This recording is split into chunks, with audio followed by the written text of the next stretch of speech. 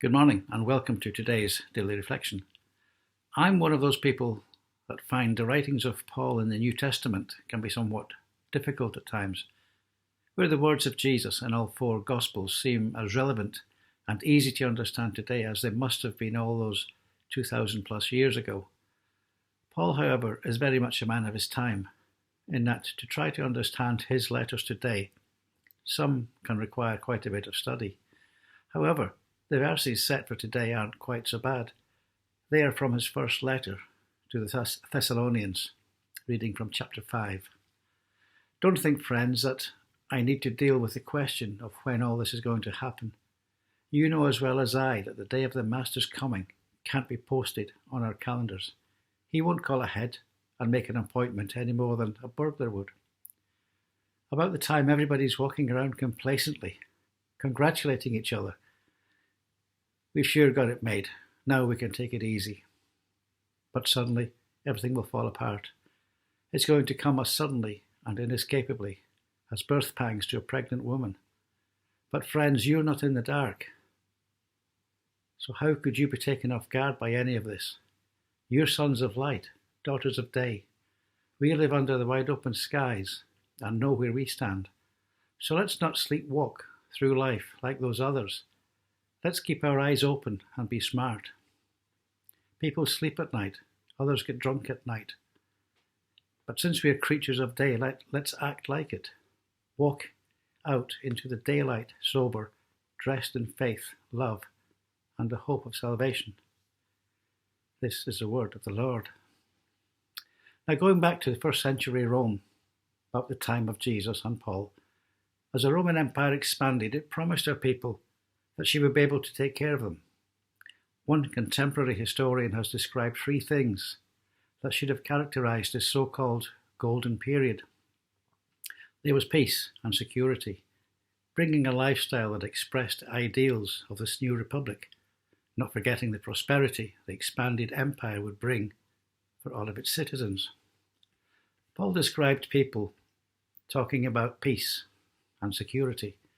He's talking about people who are relying, he's talking about people relying on Rome to give them the life they always wanted. They are believing the propaganda that the state can give them what they want. They are buying into the slogans. This is why the Thessalonians think they are safe.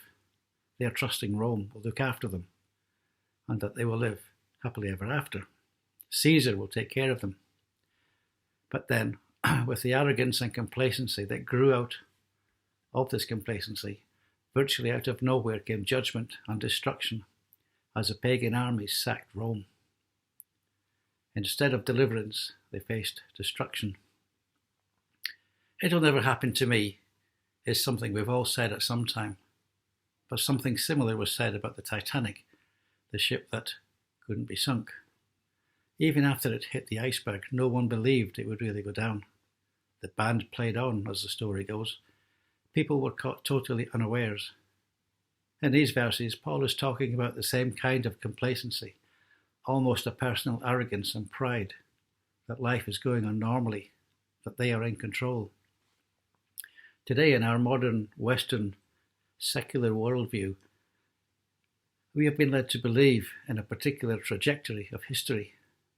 Through the efforts of science, engineering and technology, and underwritten by the unstoppable phenomenon of globalization itself.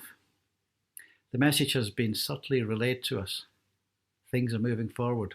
Progress is inevitable. In the future, we can expect to have more than we had before. All we have to do, so the narrative goes, is settle back and allow ourselves to be carried forward in its wings. But events of recent years have come as a bit of a shock to many. As I've gotten older, I've realised that, unlike when I was younger, I've discovered that I'm not really as indestructible as I thought I once was. Like the Titanic, I'm no longer unsinkable. We might well fear for the future, thinking about what is going to happen next. But with faith in the resurrected Jesus, I believe we can face the future together. In a way, like we can now all recognise the flag of Ukraine. In years gone by, opposing nations would fly their own flag at their respective front lines in battle. This was to give their soldiers a feeling of hope and a focal point. This is what God is to us, a banner of encouragement, to give us hope and a focal point. So if I can finish with a prayer. Good morning, Lord. Today is a new day, a chance for a new start. Yesterday is gone, and with it any regrets, mistakes or failures I may have experienced. It's a good day to be glad and to give thanks, and I do. So I thank you for today, a new opportunity to love, give, and be all that you want me to be. And help me to remember that nothing is going to happen to me today that you and I can't handle together. Amen. Well, whatever you're doing today, this coming week, do it with a smile. So until next time, bye for now.